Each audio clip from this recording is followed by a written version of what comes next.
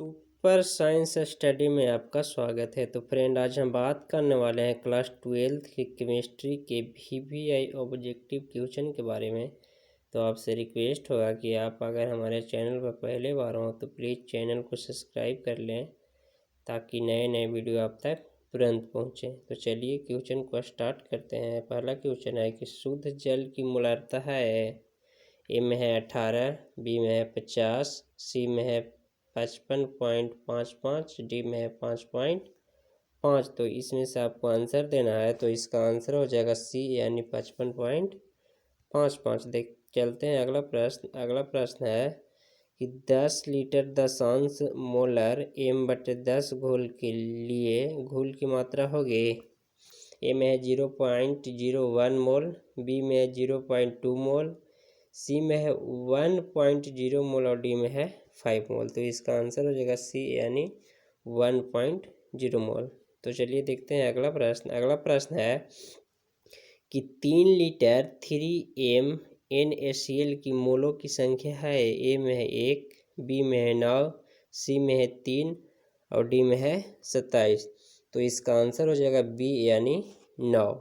चलिए देखते हैं अगला प्रश्न है कि निम्न में कौन सहजात गुण है। ए में है प्रसारणी दाब, बी में है क्वथनांक, सी में है द्रव्यनांक और डी में है वाष्प दाब। तो इसका आंसर हो जाएगा ए यानी प्रसारणी दाब। तो चलिए देखते हैं अगला प्रश्न है कि निम्न में कौन सहजात गुण नहीं है। तो ए में हिमांक अवनमन, बी में है क्वथनांक में उन्नयन, डी में है सापेक्षिक दाब में अवनमन और डी में है प्रकाशीय सक्रियता। तो इसका आंसर हो जाएगा डी यानी प्रकाशीय सक्रियता।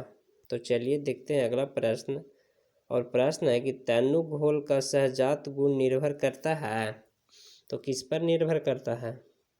ए में है घोल के स्वभाव पर, बी में है घोलक के स्वभाव पर, सी में है घोलक के कणों की संख्या पर, डी में है घोल की कणों की संख्या पर। तो इसका आंसर हो जाएगा डी यानी घोल के कणों की संख्या पर। तो चलिए देखते हैं अगला प्रश्न। और अगला प्रश्न है कि किस पर ताप का प्रभाव नहीं पड़ता।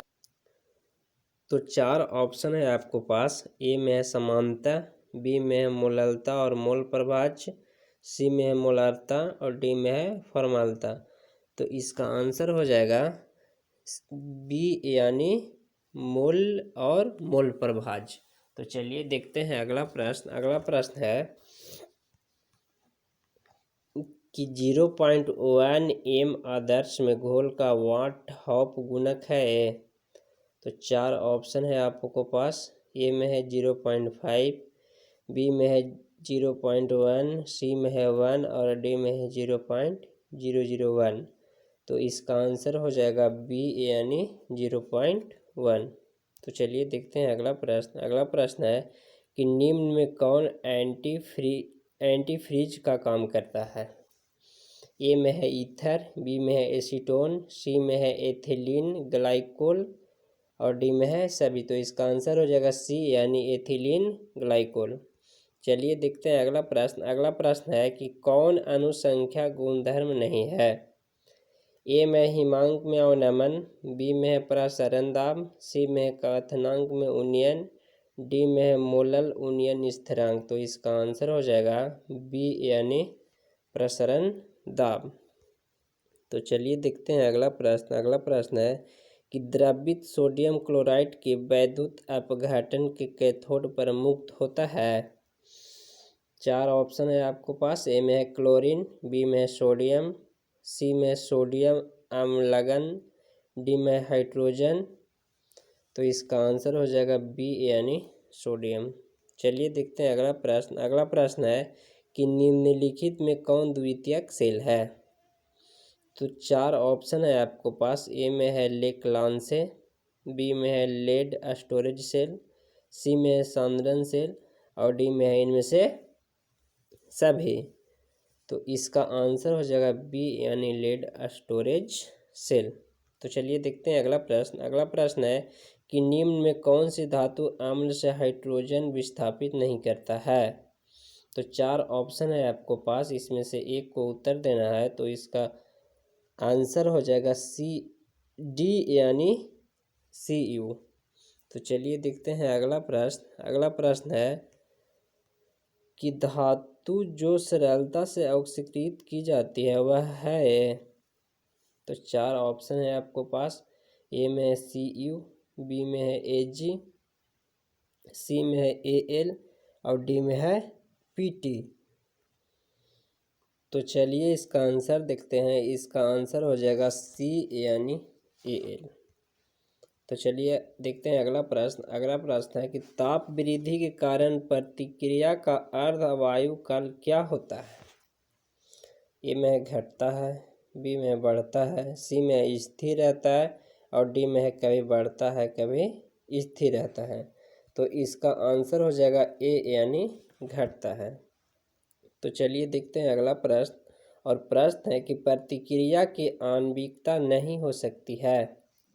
तो क्या नहीं हो सकती है। ए में है 1, बी में है 0.5, सी में है 0 और डी में है 0 और 0.5। तो इसका आंसर हो जाएगा डी यानी 0 और 0.5। तो चलिए देखते हैं अगला प्रश्न। अगला प्रश्न है कि एक प्रथम कोटि की अभिक्रिया को 75% पूरा होने में 32 मिनट लगता है। तो 50% पूरा होने में लगेगा। तो ए में है 16 मिनट, बी में है 8 मिनट, सी में है 4 मिनट और डी में है 32 मिनट। तो इसका आंसर हो जाएगा ए यानी 16 मिनट। तो चलिए देखते हैं अगला प्रश्न। अगला प्रश्न है कि एक प्रथम कोटि की अभिक्रिया को 75% 60 मिनट में पूर्ण होती है। तो अर्ध आयु काल है। तो अर्ध आयु काल क्या होगा आपको बताना है। तो इसका आंसर हो जाएगा बी यानी 30 मिनट। तो चलिए देखते हैं अगला प्रश्न। प्रश्न है कि ताप वृद्धि के साथ प्रतिक्रिया का वेग बढ़ने के कारण है। ए में टक्कर की संख्या में वृद्धि, बी में सक्रिय अणुओं की संख्या में वृद्धि, डी में है दोनों, ए और बी दोनों और डी में है इनमें से कोई नहीं। तो इसका आंसर हो जाएगा ए यानी टक्कर की संख्या में वृद्धि। तो चलिए देखते हैं अगला प्रश्न। प्रश्न है कि टंगस्टन की सतह पर अमोनिया का विघटन होता है। ए में है प्रथम कोटि अभिक्रिया से, बी में है द्वितीय कोटि अभिक्रिया, सी में है शून्य कोटि अभिक्रिया और डी में है इनमें से कोई नहीं। तो इसका आंसर हो जाएगा सी यानी शून्य कोटि अभिक्रिया। तो चलिए देखते हैं अगला प्रश्न। प्रश्न है कि प्रकाश रासायनिक अभिक्रिया के लिए डेल्टा जी का मान होता है।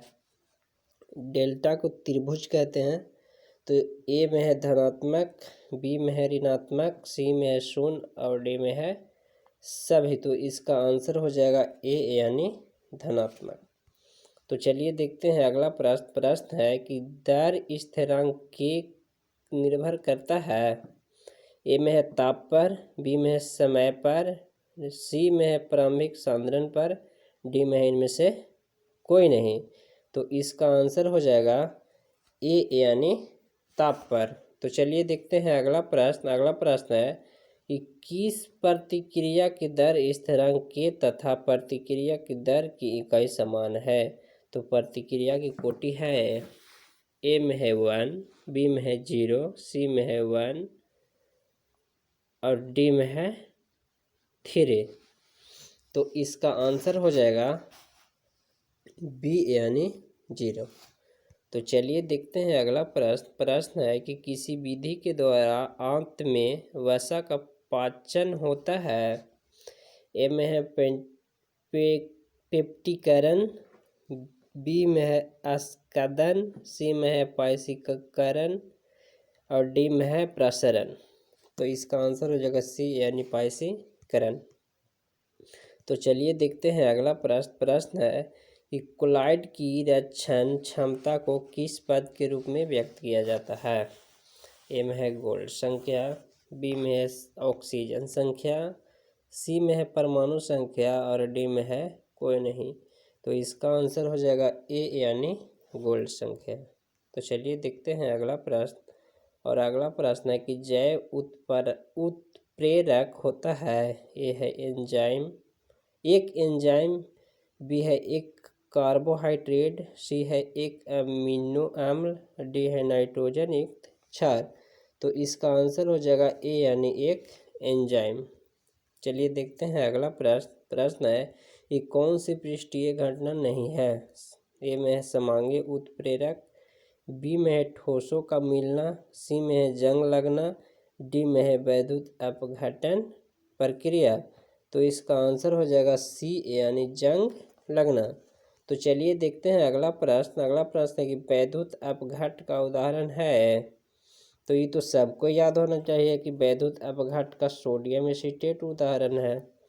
तो चलिए देखते हैं अगला प्रश्न है कि रासायनिक अधिशोषण में कितने परतें होते हैं? ए में है एक, बी में है दो, सी में है बहुत और डी में है शून्य। तो इसका आंसर हो जाएगा ए यानी एक। तो चलिए देखते हैं अगला प्रश्न है कि चारकोल पर सबसे अधिक अधिशोषित होगा। ए में है N2, बी में है Cl2, सी में है O2 और डी में है CO2। तो इसका आंसर हो जाएगा डी यानी CO2। तो चलिए इसी के साथ वीडियो को समाप्त करते हैं। अगर वीडियो पसंद आए तो प्लीज़ लाइक करिएगा और शेयर कर दीजिएगा। मिलते हैं फिर अगले वीडियो में, जब तक के लिए जय हिंद।